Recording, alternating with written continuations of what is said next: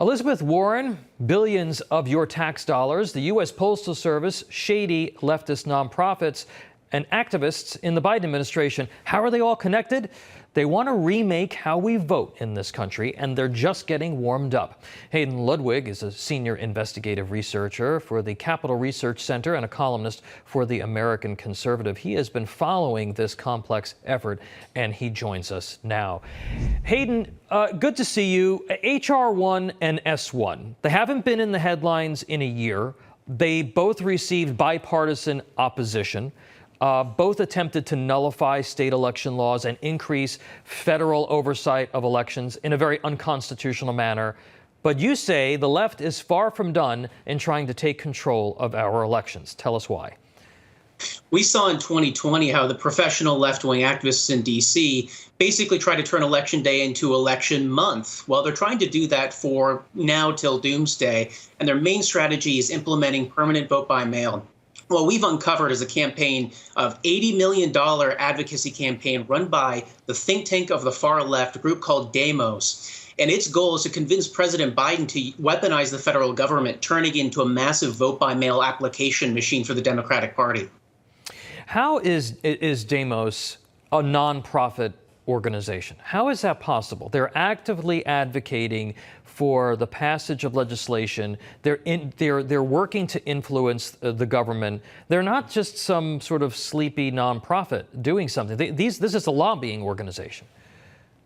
That's absolutely right. What most people don't understand is when they think about Washington politics, they think of the two political parties. But the real beast is the multi-billion-dollar nonprofit network activist groups that are active 24/7, 365 days a year, groups like Demos. And this is frankly just the tip of the iceberg. Mm-hmm. These groups have been active for decades trying to centralize control of the elections against the U.S. Constitution so that they can maintain kind of a permanent power base for the Democratic Party, cement permanent control in Washington, D.C., and take it away from the states. So essentially what they're trying to do here is they want to send vote-by-mail applications to everyone who applies for and gets public assistance or participates in any publicly funded program, all processed through the U.S. Postal Service. Give us a little bit more color on how they're going to try to accomplish this.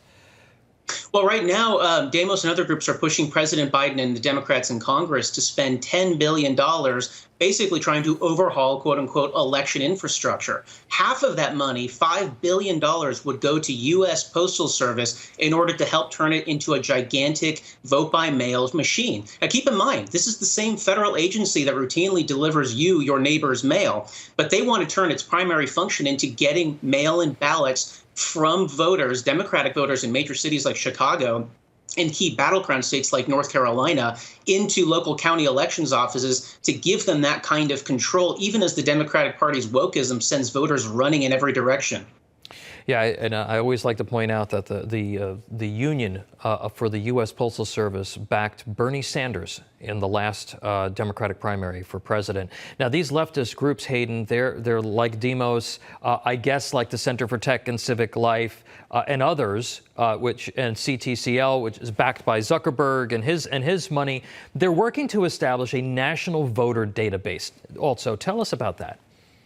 One of the biggest problems with election infrastructure right now is states trying to purge their voter rolls. Now, this is a good thing that everybody should support. There are people who move or die or simply don't want to vote anymore because for one reason or another. States like Ohio have tried to clean up these notoriously bad voter rolls. But we saw during the Obama administration, for instance, Eric Holder, a far-left partisan, weaponized the Department of Justice to attack the states like Ohio, allegedly for trying to target minority voters. There was no such thing happening.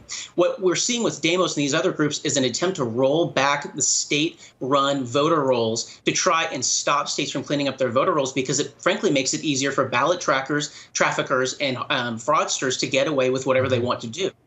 Now, Hayden, the left usually asks for the moon, okay, but they understand that this is a war and it's a war of attrition and it takes a long time. They're willing to settle for something less as an incremental measure, right? What do you think, if people want to activate on this issue, what would be the most likely thing that they could try to ram through here, and what can Americans do to push back?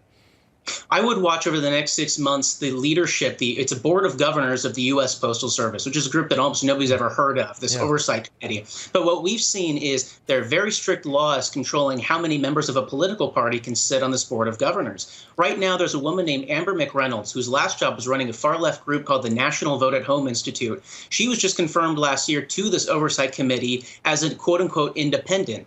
I've got thousands of words of research that shows she is a far-left Democrat, not an independent. But this would give Biden and the Democrats basically a virtual permanent supermajority on this oversight committee to turn it into this massive get-out-the-vote operation for the left. And nobody's even talking about this in the news. It's outrageous. Yeah, it's absolutely incredible, Hayden. The people, nobody heard about that.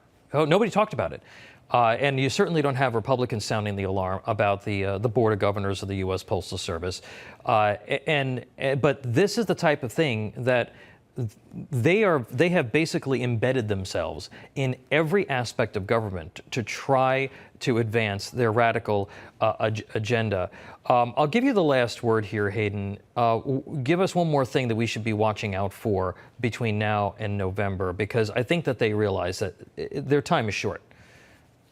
I actually think that they're going to fail in Congress pushing a lot of these things through, because I think Americans have woken up to what the professional left does and has been doing for decades. What people need to pay really close attention to in the next 6 months is state legislatures. Because if state legislatures in both kinds of states stand up to this stuff, that we can defeat the left. All right. Hayden Ludwig from the Capital Research Center, thank you for your research and what you're doing. We'll have you back. I'm sure we're going to be talking about this a lot more. Appreciate you being here. Thank you.